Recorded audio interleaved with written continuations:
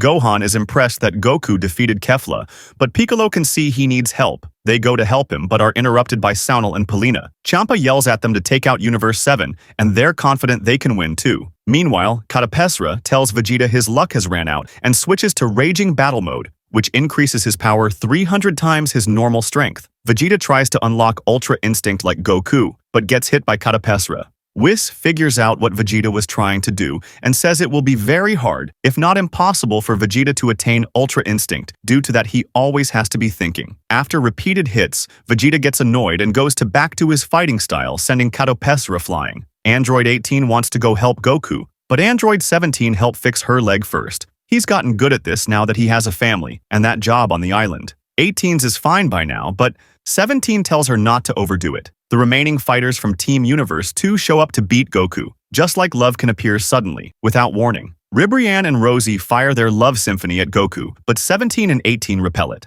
Rosie is annoyed at the android's interference, but Ribrianne says love must overcome obstacles like this. Rosie wants to fight 17 to avenge Kakunsa. While 17 and 18 take on Rosie and Ribrianne, Goku is surrounded by Rabanra, Zarbuto, and Zirloin. Beerus doesn't think he's in good shape to fight. Rabanra, Zarbuto, and Zirloin wonder how to take Goku out. Ribrianne yells at 18 to stop running away and fight her head-on. 18 says she came to win and says she has a husband and daughter. Ribrianne is shocked to realize Krillin is her husband. Ribrianne aims Max Love Cannon at 18 when she's in midair and can't dodge, but she and 17 manage to take out Rosie instead.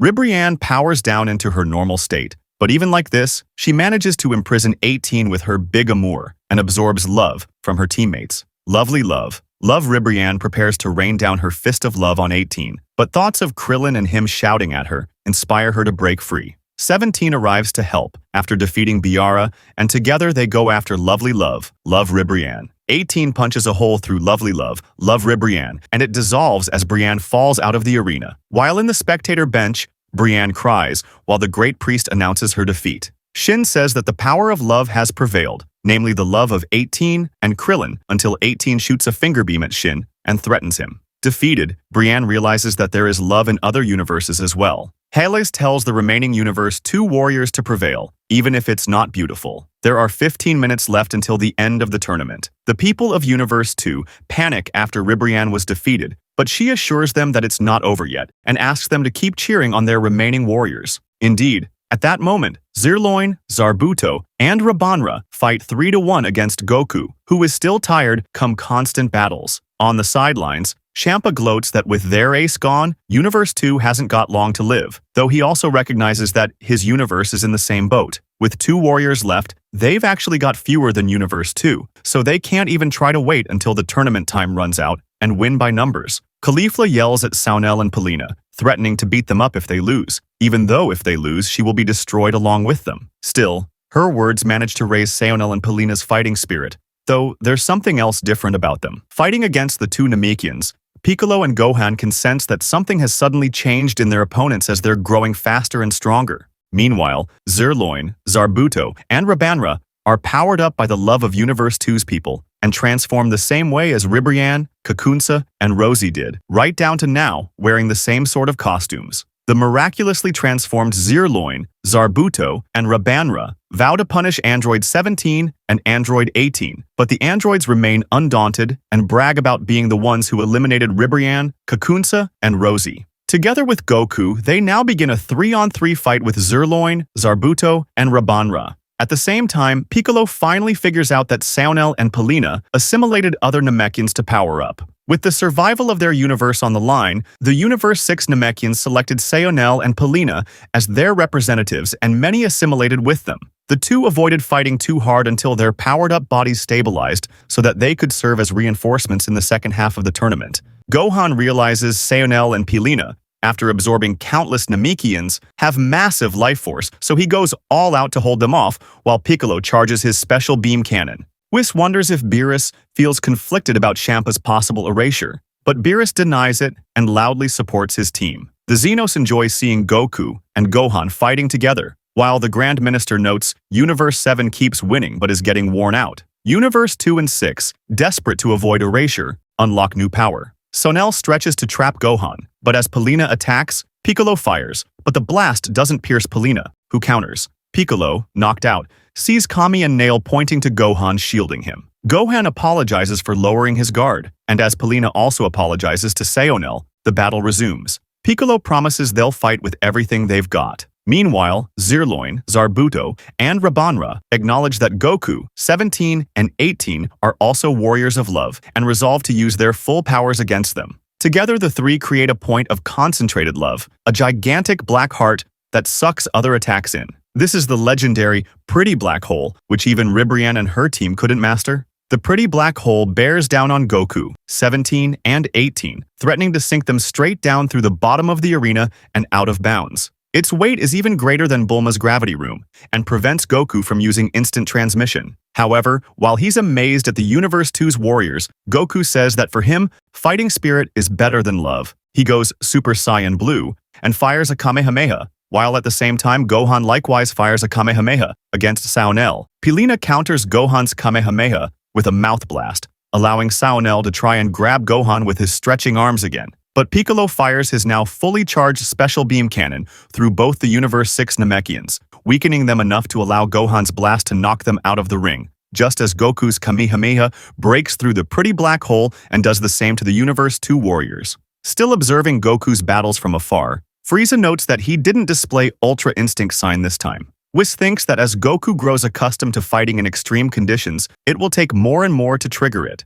The Great Priest officially announces that Universe 2 and Universe 6 have lost, and the Xenos begin to erase them. Brienne and her team give one last message of love before they vanish, and Vados tearfully bids farewell to Champa with a bow from afar. Though, impressed by Saonel and Pilina's fight, Caulifla still tries to follow through on her promise to beat them up for losing and chases them around while Kaba wishes Vegeta good luck. Champa calls out to Beerus and sticks his tongue out at him moments before vanishing, though Beerus wishes his brother would have said something to him instead. Still fighting against Catopesra, Vegeta tells his opponent to get ready, since he's in a bad mood now. There are 13 minutes left until the end of the Tournament of Power. As Vegeta and Catopesra continue to battle, Catopesra changes into his ultimate mode, increasing both his power and speed 300-fold. However, Vegeta transforms into a Super Saiyan and attacks him before he can finish explaining about this form, forcing Catopesra to use Catapesra, the final mission. Vegeta counters with a final flash,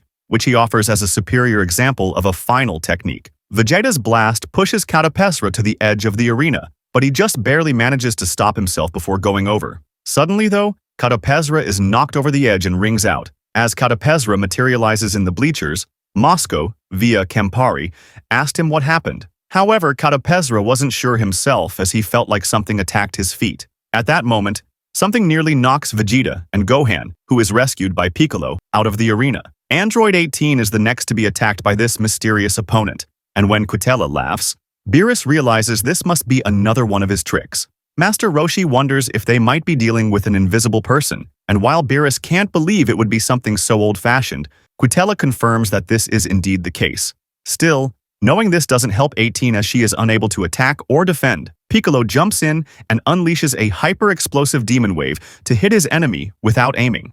However, the invisible enemy still manages to get away, and Quitella's plan is to wear them down like this and then wring them out. Remembering the last time he encountered an invisible man, Roshi recommends that Gohan cover the enemy in blood. Gohan, however, opts to fire a series of ki blasts to create a cloud of dust, thus revealing the vaguely lizard-like outline of their opponent, Gamisalas. Now able to see his opponent, Piccolo wastes no time in defeating him. In the bleachers, Gamisalas apologizes to Quitella, and Beerus brags that such tricks won't work against Universe 7, but Quitella thinks to himself that they are just getting started. Quitella orders Yangtze to get going, who creates a strange red zone around Team Universe 7. The defeated warriors from the erased universes appear, claiming to be back for revenge.